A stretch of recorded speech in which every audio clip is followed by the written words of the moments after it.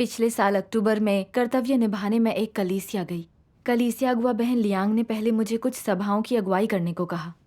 हर सभा के बाद मैं हमेशा बहन लियांग से खुलकर उन सवालों के बारे में पूछती जिन्हें मैं नहीं समझ पाई थी, और बहन लियांग सब्र से मुझसे संगति करती। उस दौरान लगता जैसे हर दिन मैं कुछ नया सीख रही थी। करीब एक हफ्ते बाद हमारी वरिष्ठ बहन चैन हमसे मिलने आई। मैंने बहन लियांग को कहते सुना कि मैं युवा थी, मुझ में अच्छी काबिलियत थी, मानवता में सयानी थी और कर्तव्य की जिम्मेदारी निभाती थी। मुझे बड़ी हैरानी हुई। उम्मीद नहीं थी कि बहन लियांग मुझे इतना बढ़िया आंकेंगी। मैंने सुना कि बहन चैन अगुआ के रूप में मेरा पोषण करना चाहती हैं और बहन लियांग से मुझे कलीसिया के कामों को बताने को कहा। तब मैं बाहर से शांत थी, मगर मन ही मन मैं फूले नहीं समा रही थी। लगा मानो मैं कलीसिया की एक अनमोल प्रतिभा थी। सबके मेरे बारे में इतना ऊंचा सोचने से लगा आगे से मुझे बढ़िया काम करना होगा। मैं दूसरों को अपनी कमियां नहीं दिखा सकती, वरना कोई भी मेरा आदर नहीं करेगा। जल्द ही अगली सभा में बहन चैन को देख मैं अनायास घबरा गई। डर लगा कि अगर मैंने उनके सामने बुरे ढंग से काम किया तो उनकी नज़रों में बनी मेरी छवि बिगड़ जाएगी और फिर वे मेरा पोषण नहीं करेंगी। फिर बहन चैन ने एकाएक हमसे पूछा कि इस दौरान हमने क्या हासिल किया था। मैंने सोचा इस दौरान तो मैंने कलीसिया का कार्य शुरू ही किया है, हर दिन व्यस्त रही हूँ, जीवन प्रवेश पर ज्यादा ध्यान नहीं दिया है, तो कहने को कुछ नहीं है। लेकिन अगर मैं ईमानदार रही तो क्या बहन चैन नहीं कहेंगी कि मैं जीवन प्रवेश पर ध्यान नहीं देती और सत्य का अनुसरण नहीं करती? फिर भी क्या वे मेरा पोषण करेंगी? नहीं, मैं उन्हें नहीं देखने दे सकती कि मैंने जीवन प्रवेश नहीं किया है। तो मैंने हाल के अपने कुछ अनुभव याद करने की कोशिश की जिनकी मुझे थोड़ी समझ थी, और मैंने ये अनुभव सबके साथ साझा किए। संगति के बाद जब बहन चैन ने मेरे बारे में कुछ नहीं कहा तो मैंने राहत की लंबी सांस ली। इस तरह नाटक करने से आपको राहत नहीं मिलेगी, हमेशा बेबस महसूस करेंगी। हाँ। इसके बाद जब कभी बहन चैन सभाओं में आती मैं बहुत सतर्क रहती और बोलने से पहले हर चीज़ पर विस्तार से सोचती। अगर मुझे कुछ कमियां ना दिखती तो मैं बोलने को तैयार हो जाती। अपनी हालत बयान करते समय मैं गंभीर समस्याओं का जिक्र भी ना करती और मसलों पर चर्चा करते समय विरले ही अपना नज़रिया पेश करती। मुझे याद है बहन चैन ने एक संभावित सुसमाचार ग्रहण करने वाले के बारे में पूछा। बात पूरी होने पर बहन चैन ने उनसे हुए भटकावों के बारे में बताया और फिर हमसे पूछा, आपसे प्रचार करने को कहा जाए तो आप क्या करेंगी? मैं चौंक गई, घबरा गई। बहन चैन क्यों पूछ रही हैं कि हम क्या सोचते हैं? क्या वे देखना चाहती हैं कि हम में अगवा बनने की काबिलियत है या नहीं? मैंने सुसमाचार के प्रचार की पहले पढ़ी सामग्री को याद किया और जवाब देने का सही तरीका खोजा। तब मेरे मन में कुछ विचार थे, मगर यकीन नहीं था वे सही थे, तो मैं कुछ नहीं बोली। मैं सोचने लगी, अगर मेरे विचार कारगर लगे तो ठीक, वरना दूसरी कोई बहन अपना बेहतर विचार पेश कर सकती है। तो क्या अगवा सोचेंगे मुझ में काबिलियत नहीं है और मैं चीज़ों को हल्के में लेती हूँ? इससे मेरी अच्छी छवि नष्ट तो नहीं होगी? ये सोचते हुए अनजाने ही दो साझीदार बहनों पर मेरी नज़र पड़ी और मेरा दिमाग हिसाब लगाने लगा। पहले देख लेती हूँ कि ये बहनें क्या कहती हैं। उनके विचार मुझसे बेहतर हुए तो उनके आधार पर अपने विचार बेहतर कर सकती हूँ। उनके विचार ज़्यादा अच्छे ना हुए तो अपनी सोच बता सकती हूँ। इस तरह मेरी कमियों पर किसी का ध्यान नहीं जाएगा और अगवा की नज़रों में बनी मेरी छवि पर असर नहीं पड़ेगा। तो फिर मैंने एक ओर अपना सिर घुमाकर कुछ सोचने का बहाना किया और बहनों के जवाब का इंतज़ार करने लगी। उनकी बातें खत्म होने पर मैंने उनकी सोच की खूबियों को अपनी सोच में जोड़कर सबको बताया। जब मैंने देखा बहन चैन मेरी प्रशंसा करते नहीं अघा रही थी तो मैं बहुत खुश हुई। मेरा दिल मानो जैसे बाग बाग हो गया। लगा बहन चैन की नज़रों में मेरी छवि यकीनन सुधर गई थी। लेकिन फिर शांत होने पर जब मुझे याद आया कि सभाओं में मैं हमेशा कितनी सतर्क रहती थी तो दिल में फटकार सी महसूस हुई। अगवा के साथ मुलाकात में मेरी सोच इतनी पेचीदा क्यों हो जाती है? शायद मुझे बहन चैन को अपनी हालत खुलकर बताना चाहिए, मगर मुझे फिक्र भी थी। अगर मैंने अब अपनी हालत और मुश्किलों के बारे में खुलकर बताया तो क्या बहन चैन कहेंगी कि मैं कपटी हूँ, बहुत कुछ छिपाती हूँ? क्या वे तब भी मेरा पोषण करेंगी? कुछ पल खुद से जूझने के बाद मैंने कुछ कुछ बातें नहीं कहीं। कभी कभी मैं भी यही करती हूँ, चाहती हूँ लोग हमेशा मुझे आदर से देखें, और ये बड़ा ही थकाऊ काम है। हाँ। हमने ऐसी हालत ठीक ना की तो हम पवित्र आत्मा का कार्य खो देंगे। क्या इसके बाद आपने अगुआ को अपने बारे में बताया? नहीं, उस दौरान मैं हमेशा लीपा पोती कर खुद को बढ़िया दिखाती, क्योंकि मैं सोचती थी पोषित किए जाने वाले लोगों में कोई कमी नहीं होनी चाहिए। कभी कभी ऐसी मुश्किलें आती जिन्हें सुलझाना मुझे नहीं आता था, और मैं बहन लियांग के साथ खुलकर सत्य खोजना चाहती थी, मगर हर बार झिझक जाती। बहन लियांग मुझे हमेशा बढ़िया आंकती थीं। अगर मैं खुलकर सत्य खोजूं तो क्या वे सोचेंगी अगुआ का काम संभालने के लिए मेरा आध्यात्मिक कद बहुत छोटा है? जब मैंने यूं सोचा तो बोलना नहीं चाहा, मगर ऊपर से मैं अब भी अपने कर्तव्य में सक्रिय होने का नाटक कर रही थी, मानो मुझे कोई मुश्किल या कमजोरी ना हो। धीरे धीरे सभाओं में मैं अपनी असली हालत और मुश्किलों के बारे में बहुत कम खुलने लगी। जब कभी मैं भाई बहनों को कहते सुनती कि मेरा पोषण किया जा रहा है तो मैं एक मोटा मुखौटा पहन लेती और बहुत सतर्क हो जाती। हालांकि मेरे आसपास के भाई बहन मेरे बारे में ऊंची राय रखते थे। मैं जहां भी जाती मुझे बधाइयां मिलती थीं। फिर भी मुझ में एक अकथनीय कड़वाहट थी। मुझे अक्सर लगता मैं मुखौटा पहने जी रही थी। एक भी शब्द बोलने से पहले मुझे बहुत सोचना पड़ता था। लगता मानो मेरे दिल पर कोई बोझ लदा हो। परमेश्वर से मेरे रिश्ते में दूरी और बढ़ गई। मैं सभाओं में प्रबुद्ध नहीं कर पाती थी। मेरी हालत बदतर होती गई। लगता जैसे मैं बंद गली के छोर की ओर जा रही थी। भ्रष्ट स्वभाव लोगों को नुकसान पहुंचाता है। सही कहा। फिर आपने सत्य खोजकर समस्या को कैसे सुलझाया? तब मैं परमेश्वर से सिर्फ प्रार्थना कर अपनी इस हालत को बदलने को कह सकती थी। बाद में मैंने परमेश्वर के वचन में पढ़ा, कुछ को डर रहता है कि उनके भाई बहन उनसे सहयोग करते हुए कहीं ये ना जान जाएं कि उनके भीतर समस्याएं हैं। फिर भाई बहन कहेंगे कि उनका आध्यात्मिक कद छोटा है या उन्हें हिकारत से देखेंगे। जब वे बोलते हैं तो हमेशा ऐसी छाप छोड़ते हैं जैसे वे उत्साही हैं। वे परमेश्वर के लिए तड़पते हैं और सत्य को अभ्यास में लाना चाहते हैं, लेकिन असल में अपने हृदय में वे काफी कमजोर और बहुत ही नकारात्मक होते हैं। वे मजबूत होने का ढोंग करते हैं ताकि कोई उनकी असलियत न जान सके।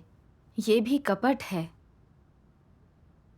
संक्षेप में, तुम्हारे हर काम में, चाहे ये जीवन में हो या कर्तव्य निर्वहन में, अगर तुम दिखावे में संलग्न होते हो और झूठ से दूसरों को धोखा देते या उन्हें छलते हो जिससे वे तुम्हारा सम्मान करें, तुम्हारी आराधना करें या तुम्हें नीची नजर से ना देखें, तो वो सब धोखेबाजी है।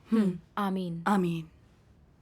परमेश्वर के वचन साफ खुलासा करते हैं कि लोगों से ऊंचा आदर पाने के लिए आप अपनी मुश्किलें या अनुभव की गई बुरी हालत नहीं दिखाते, और आप हमेशा ताकत दिखाकर और भ्रम पैदा कर दूसरों से छल करते हैं और कभी भी दूसरों को अपनी असली हालत नहीं देखने देते।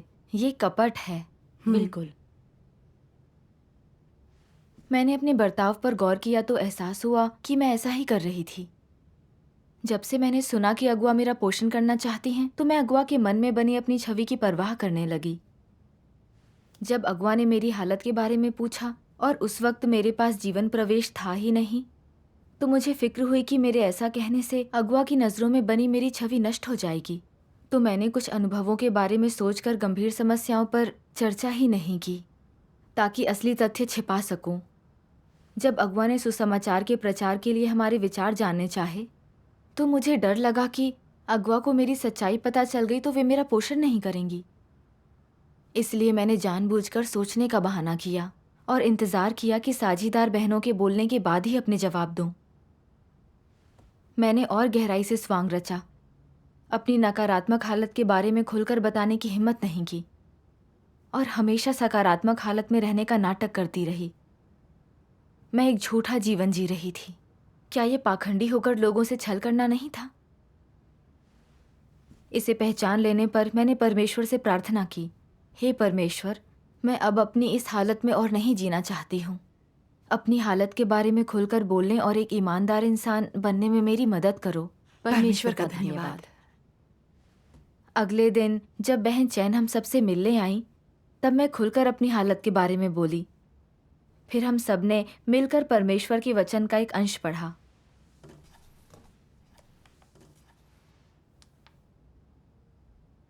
अगर तुम सत्य की खोज करना चाहते हो, अगर तुम विभिन्न पहलुओं जैसे कि अपने गलत उद्देश्यों, स्थितियों या मनोदशाओं में बड़े पैमाने का बदलाव लाना चाहते हो, तो पहले तुम्हें खुलकर संगति करना सीखना होगा। परमेश्वर के समक्ष खुलकर बोलने, अपनी भावनाओं को उजागर करने का रवैया रखना होगा। और ये रवैया उच्च महत्व रखता है। चीज़ों को अपने अंदर दबाकर रखते हुए ये मत कहो कि ये मेरे उद्देश्य हैं, ये मेरी मुश्किलें हैं, मेरी बहुत बुरी स्थिति है, मैं नकारात्मक हूँ, लेकिन तब भी मैं ये सब अपने तक ही रखूँगा। अगर तुम प्रार्थना करते समय अपनी स्थिति के बारे में खुलकर नहीं बोलते, तो पवित्र आत्मा की प्रबुद्धता प्राप्त करना कठिन हो जाएगा। धीरे धीरे तुम प्रार्थना करना, परमेश्वर के वचन खाना पीना नहीं चाहोगे। तुम्हारी स्थिति और बदतर होती जाएगी और स्थितियों में बदलाव लाना मुश्किल हो जाएगा। और इसलिए तुम्हारी हालत कैसी भी क्यों ना हो, चाहे तुम नकारात्मक हो या मुश्किल में हो, तुम्हारे उद्देश्य या योजनाएं चाहे जो भी हों, छानबीन के माध्यम से तुमने जो कुछ भी क्यों ना जाना हो, तुम्हें खुलकर संगति करना सीखना ही होगा।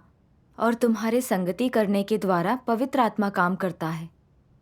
और पवित्र आत्मा अपना काम कैसे करता है? वो तुम्हें प्रबुद्ध करता है और समस्या की गंभीरता समझने देता है। वो तुम्हें समस्या की जड़ और सार से अवगत कराता है। फिर तुम्हें सत्य और अभ्यास के सिद्धांतों को थोड़ा थोड़ा करके समझने के लिए प्रबुद्ध करता है, ताकि तुम सत्य को अभ्यास में ला सको और वहां से सत्य की वास्तविकताओं में प्रवेश कर सको। ये पवित्र आत्मा के कार्य द्वारा हासिल परिणाम है। जब व्यक्ति खुलकर संगति कर सकता है, तो इसका मतलब है कि उसका सत्य के प्रति ईमानदार रवैया है।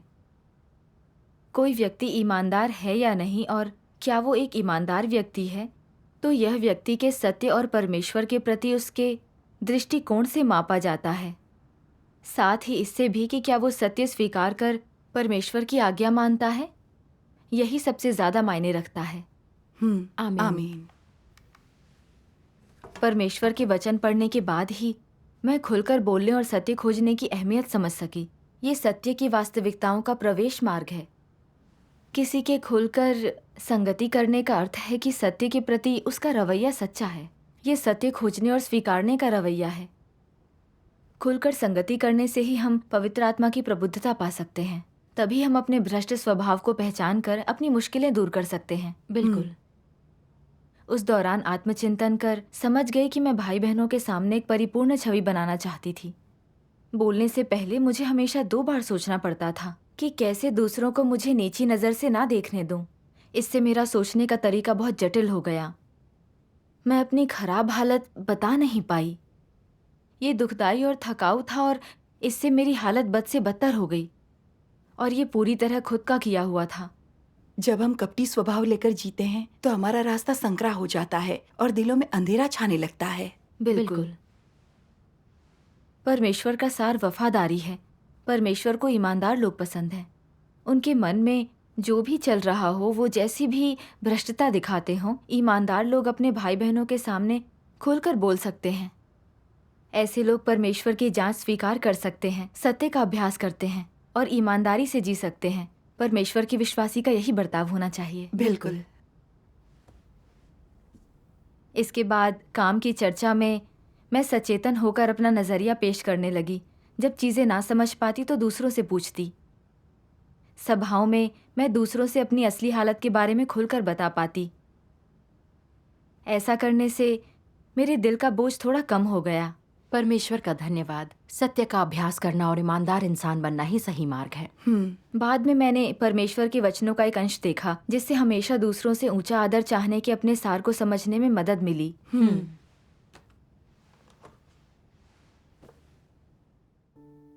सर्वशक्तिमान परमेश्वर कहते हैं, चाहे कोई भी संदर्भ हो, मसीह विरोधी चाहे कोई भी कर्तव्य निभा रहे हों, वे ये छाप छोड़ने की कोशिश करेंगे कि वे कमजोर नहीं हैं, कि वे हमेशा मजबूत, आत्मविश्वास से भरे हुए रहते हैं, कभी नकारात्मक नहीं होते।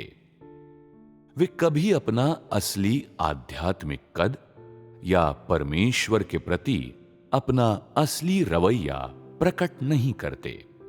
वास्तव में अपने दिल की गहराइयों में क्या वे सचमुच ये मानते हैं कि ऐसा कुछ नहीं है जो वे नहीं कर सकते? क्या वे वाकई मानते हैं कि उनमें कोई कमजोरी, नकारात्मकता या भ्रष्टता नहीं भरी है? बिल्कुल नहीं। वे दिखावा करने में अच्छे होते हैं, चीजों को छिपाने में माहिर होते हैं। वे लोगों को अपना मजबूत और सम्मानजनक पक्ष दिखाना पसंद करते हैं। वे नहीं चाहते कि वे उनका वो पक्ष देखें जो कमजोर और सच्चा है। उनका उद्देश्य स्पष्ट होता है, सीधी सी बात है। वे अपनी साख इन लोगों के दिलों में अपनी जगह बनाए रखना चाहते हैं। उन्हें लगता है अगर वे अपनी नकारात्मकता और कमजोरी दूसरों के सामने उजागर करेंगे, अपना विद्रोही और भ्रष्ट पक्ष प्रकट करेंगे, तो ये उनकी हैसियत और प्रतिष्ठा के लिए एक गंभीर क्षति होगी, तो बेकार की परेशानी खड़ी होगी। इसलिए वे अपनी कमजोरी, विद्रोह और नकारात्मकता को सख्ती से अपने तक ही रखना पसंद करते हैं। और अगर ऐसा कभी हो भी जाए, जब हर कोई उनके कमजोर और विद्रोही पक्ष को देख ले, जब वे देख लें कि वे भ्रष्ट हैं और बिल्कुल नहीं बदले, तो वे अभी भी उस दिखावे को बरकरार रखेंगे। वे सोचते हैं कि अगर वे अपने भीतर किसी भ्रष्ट स्वभाव का होना स्वीकार करते हैं, एक सामान्य व्यक्ति होना जो छोटा और महत्वहीन है, तो वे लोगों के दिलों में अपना स्थान खो देंगे, सबकी श्रद्धा और आदर खो देंगे और इस प्रकार पूरी तरह से विफल हो जाएंगे। और इसलिए कुछ भी हो जाए, वे बस लोगों के सामने नहीं खुलेंगे। कुछ भी हो जाए, वे अपना सामर्थ्य और हैसियत किसी और को नहीं देंगे। इसके बजाय वे प्रतिस्पर्धा करने का हर संभव प्रयास करते हैं और कभी हार नहीं मानते। यदि कोई बड़ी घटना घटती है और कोई उनसे पूछता है कि वे घटना को कैसे समझते हैं, तो वे अपने विचार प्रकट करने से कतराते हैं और दूसरों को पहले बोलने देते हैं। उनके संकोच के कारण होते हैं। ऐसा नहीं है कि उनका अपना कोई विचार नहीं होता, बल्कि वे डरते हैं कि अगर उनका विचार गलत हुआ और सबके सामने रखने पर लोगों ने उसका खंडन कर दिया, तो उन्हें शर्मिंदगी उठानी पड़ेगी और इसलिए वे अपने विचार व्यक्त नहीं करते, या उनके पास कोई विचार ही नहीं होता और वे उस मामले को स्पष्ट रूप से नहीं समझ पाते। वे ये सोचकर मनमाने ढंग से बोलने की हिम्मत नहीं कर पाते कि उनकी गलती पर लोग हंसेंगे। इसलिए मौन ही उनका एकमात्र विकल्प होता है। संक्षेप में, वे इसलिए अपने विचार व्यक्त करने को तैयार नहीं होते क्योंकि वे डरते हैं कि वे अपनी असलियत प्रकट कर देंगे, कि लोग ये देख लेंगे कि वे दरिद्र और दयनीय हैं। इससे दूसरों के मन में उनकी छवि खराब हो जाएगी। इसलिए जब बाकी लोग अपने नजरिए, विचारों और ज्ञान पर संगति कर लेते हैं तो वे कुछ ऊंचे और अधिक मजबूत दावों को पकड़कर ऐसे पेश करते हैं मानो ये उनके विचार हों। वे उनका सारांश निकालकर संगति में समूह को प्रदान कर देते हैं और इस तरह लोगों के मन में ऊंची हैसियत बना लेते हैं। ऐसे तमाम लोग जो खुद को निर्दोष और पवित्र समझते हैं सभी ढोंगी होते हैं। मैं क्यों कहता हूं कि वे सभी ढोंगी हैं? मुझे बताओ, क्या भ्रष्ट मनुष्यों में कोई निर्दोष है? क्या वाकई कोई पवित्र है? नहीं। बिल्कुल नहीं है। मनुष्य निर्दोष कैसे हो सकता है जब उसे शैतान ने इतनी बुरी तरह से भ्रष्ट कर दिया है? इसके अलावा इंसान सहज रूप से सत्य से युक्त नहीं होता। केवल परमेश्वर पवित्र है। सारी भ्रष्ट मानवता मलिन है। यदि कोई इंसान खुद को पवित्र और निर्दोष कहे तो वो व्यक्ति कैसा होगा? वो शैतान, राक्षस और महादूत होगा। वो पक्के तौर पर मसीह विरोधी होगा। आमीन। परमेश्वर ने खुलासा किया है कि मसीह विरोधी अपनी सोच खुलकर नहीं बताते। बोलने से पहले वे 2 बार सोचते हैं, हमेशा लीपापोती कर झूठ कहते हैं। प्रतिष्ठा पाने और उसके लाभों का आनंद लेने की उम्मीद में लोगों के बीच सबसे बेहतर और परिपूर्ण होने की छवि बनाते हैं। लगा जैसे मैं भी उन्हीं के जैसा काम कर रही हूँ।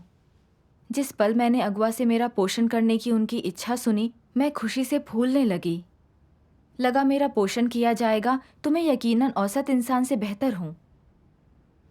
मैं दूसरों से आदर पाने और कद्र किए जाने के एहसास का आनंद लेने लगी। इसलिए अगुआ के साथ सभाओं में या भाई बहनों से मेल जोल में मैं बस यही सोचती रहती कि मैं सबके दिलों में अच्छी छवि कैसे बनाए रखूं, सबसे आदर कैसे पाऊं। मुझे बोलने से पहले हमेशा 2 बार सोचना पड़ता था।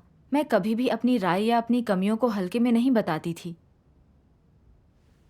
मैं ये घिनौना तरीका सबसे छलकर उनके दिलों में बसने के लिए इस्तेमाल करती थी। मैं बहुत ही ज़्यादा पाखंडी थी। क्या मुझ में ज़रा भी मानवता थी?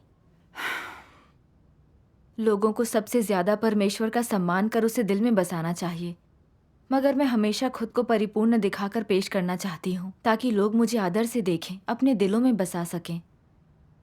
मैं कितनी बेशर्म किस्म की थी। खास तौर से जब मैंने परमेश्वर के वचन पढ़े। क्या भ्रष्ट मनुष्यों में कोई निर्दोष है और क्या वाकई कोई पवित्र है? बिल्कुल नहीं है। मनुष्य निर्दोष कैसे हो सकता है जब उसे शैतान ने भ्रष्ट कर दिया है? इसके अलावा इंसान सहज रूप से सत्य से युक्त नहीं होता। केवल परमेश्वर पवित्र है। सारी भ्रष्ट मानवता मलिन है। बिल्कुल। यदि कोई इंसान खुद को पवित्र और खुद को निर्दोष कहे तो वो व्यक्ति कैसा होगा? वो शैतान, राक्षस और महादूत होगा। वो पक्के तौर पर मसीह विरोधी होगा। मैंने इन वचनों में परमेश्वर का प्रताप महसूस किया। वे दिल में चुभने वाले और डरावने थे। ऐसा लगा मानो परमेश्वर मेरी निंदा कर रहा हो। इस ब्रह्मांड की तमाम चीज़ों में एकमात्र परमेश्वर ही सर्वशक्तिमान है। मैं शैतान द्वारा भ्रष्ट की गई सिर्फ एक इंसान थी, भ्रष्ट स्वभाव से भरपूर। मुझे ज़रा सा भी आत्मज्ञान नहीं था। मेरा आचार व्यवहार ठीक नहीं था। मैं पाखंडी थी। हमेशा सबके दिलों में अच्छी छवि बनाना चाहती थी ताकि वे मुझे आदर से देखें। मैं वाकई बहुत घमंडी और बेशर्म थी, जिससे परमेश्वर मुझसे घृणा करता था। इस विश्लेषण के बाद ही मैंने खुद की लीपापोती कर दूसरों पर झूठी छाप छोड़ने की गंभीर प्रकृति का एहसास किया। हम किसी भी भ्रष्ट हालत को समझने के लिए परमेश्वर के वचन का इस्तेमाल कर सकते हैं और फिर खुद की सच्चाई पहचानना आसान होता है। हाँ, खुद को इस तरह जानने के बाद ही मैं अपनी परिपूर्ण छवि के पीछे का घिनौनापन, बदसूरती और गंदगी देख सकी। अब भाई बहनों से सराहना पाकर अपने घमंडी और आत्मतुष्ट होने पर और खुद की लीपापोती करते समय अपनी दिमागी हालत के बारे में सोचकर मुझे खुद से चिढ़ हो गई। लगा जैसे मैं पूरी तरह विवेकहीन थी।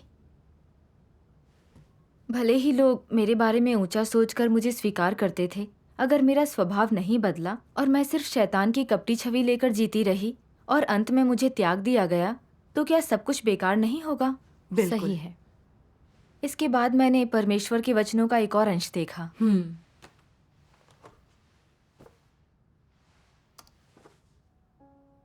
सर्वशक्तिमान परमेश्वर कहते हैं, एक साधारण और सामान्य इंसान बनने के लिए तुम्हें कैसे अभ्यास करना चाहिए?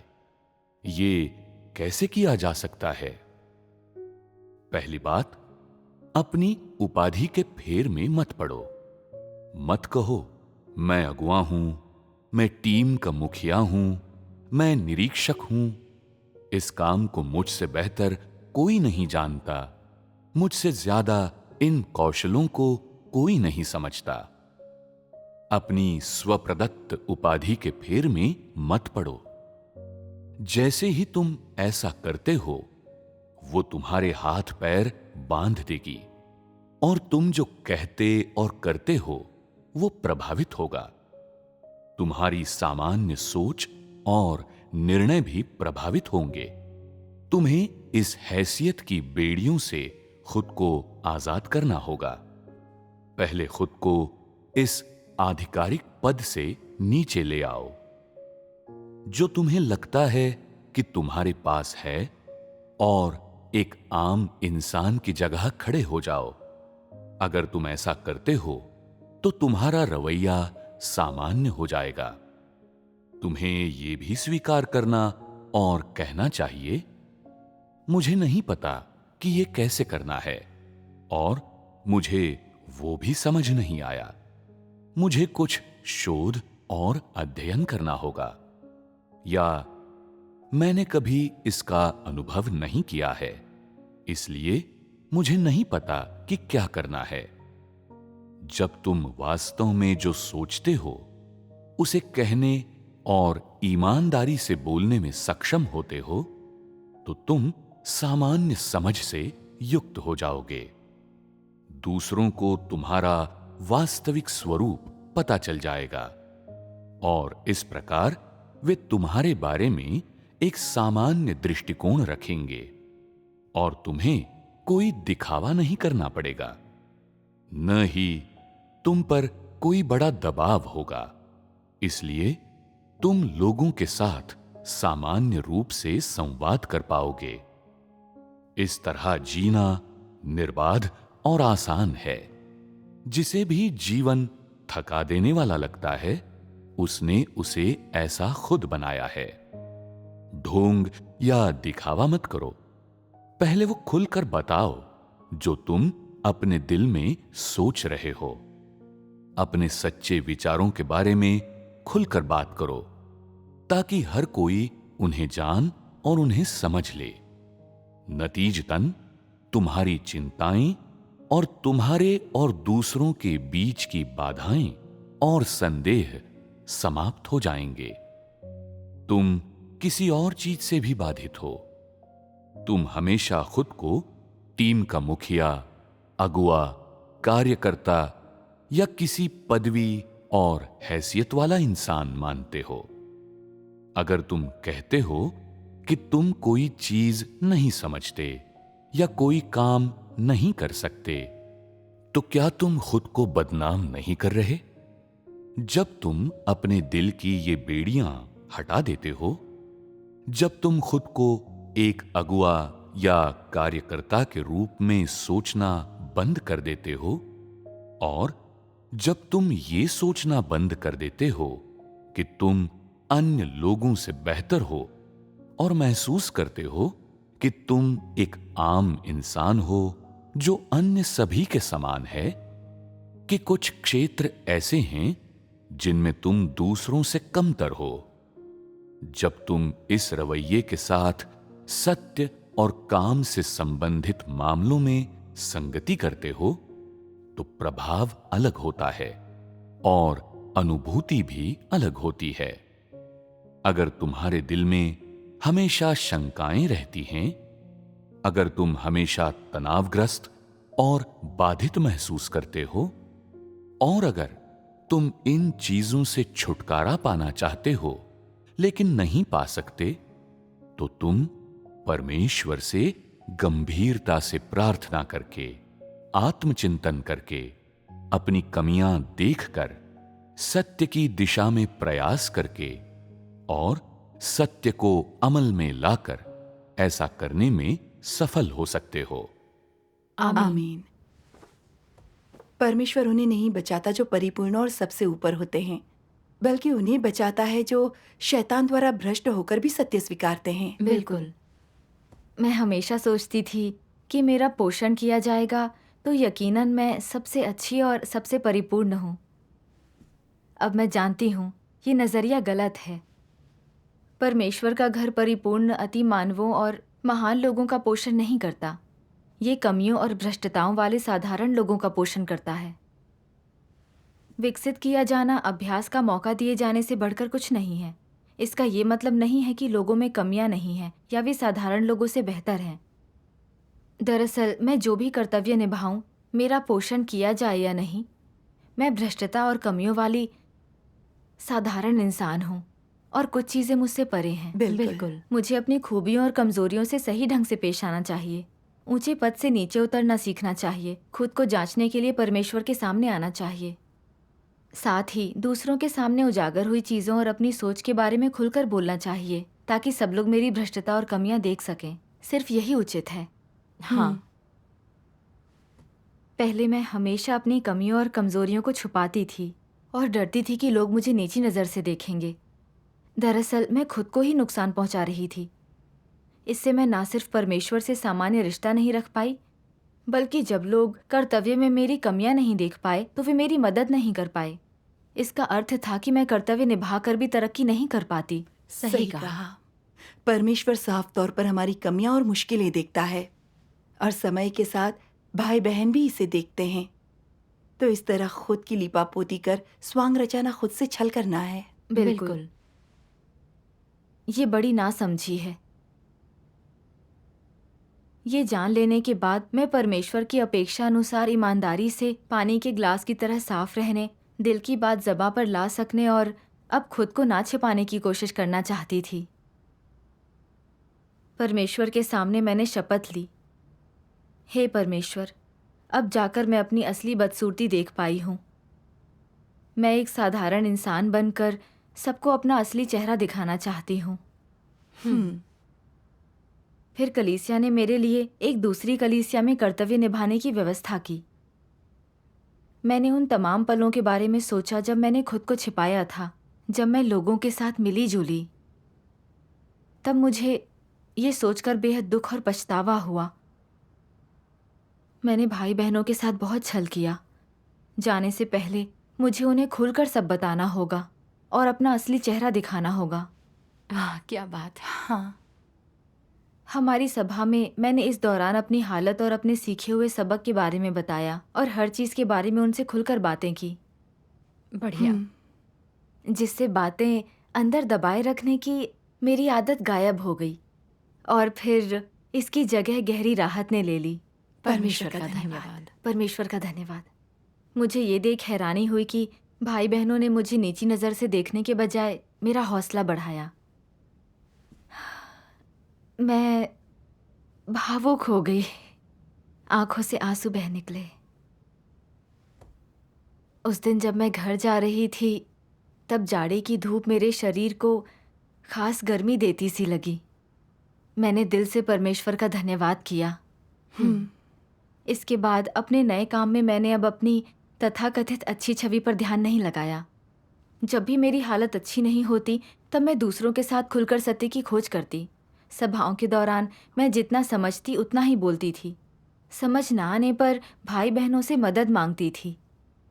उनकी संगति और मदद से मैं वे चीज़ें समझ पाई जिन्हें मैं पहले नहीं समझती थी।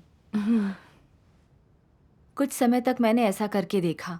मैंने कर्तव्य में थोड़ी प्रगति की थी और मुझे आज़ादी और राहत का गहरा एहसास हुआ। मुझे ईमानदार इंसान बनने से मिलने वाली सुरक्षा और शांति का भी एहसास हुआ। मैं तहे दिल से कह सकती हूँ कि ये अनुभव अद्भुत था। परमेश्वर का धन्यवाद। ये वाकई अच्छा अनुभव है। परमेश्वर का धन्यवाद।